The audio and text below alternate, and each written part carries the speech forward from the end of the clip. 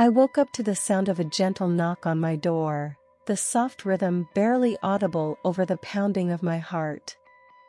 My bedroom was dark, the curtains drawn tight against the morning light, but still, I could feel the weight of his presence, like a warm breath on the back of my neck. I sat up slowly, the sheets pooling around my waist, and squinted into the darkness, trying to discern the source of the disturbance. When I didn't answer, the knocking grew louder, more insistent, like a secret code being tapped out on the other side of the door. Finally, I stumbled out of bed, my feet tangled in the mess of sheets, and made my way to the entrance. As I reached for the knob, I felt a flutter in my stomach, a mixture of anticipation and unease. I opened the door a crack, peering out through the narrow gap. There, on the floor, was a small package wrapped in delicate paper, tied with a crimson ribbon. Written in flowing script across the front, in a hand I didn't recognize, were the words, "For you, my dearest." My curiosity getting the better of me, I picked up the package and carefully unwrapped the ribbon. Inside, nestled in a bed of crumpled tissue paper, was another one of his sketches. This time, it was a drawing of a woman's face, rendered in soft charcoal and finished with a precision that left me breathless. Her features were strikingly familiar, as if he had captured some hidden aspect of my own soul. As I stared at the drawing, I couldn't help but wonder who this mysterious artist was, and why he felt compelled to leave these beautiful gifts for me each morning. The days that followed were filled with an electric sense of anticipation. Every morning, without fail, I would find another sketch tucked under my door or wedged between the cracks of my window. Some were of places I knew, others of people I recognized, but all of them were rendered with a passion and skill that I could only dream of possessing.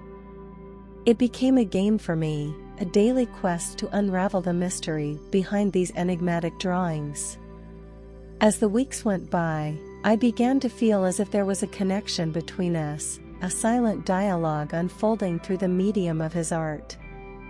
I tried to piece together clues from the sketches themselves. Each drawing seemed to tell a story, revealing fragments of his life and his interests. There were landscapes of far-off places I had never seen, portraits of strangers with faces I felt I had known for years. It was as if he were inviting me into his world, offering me a glimpse into the depths of his soul.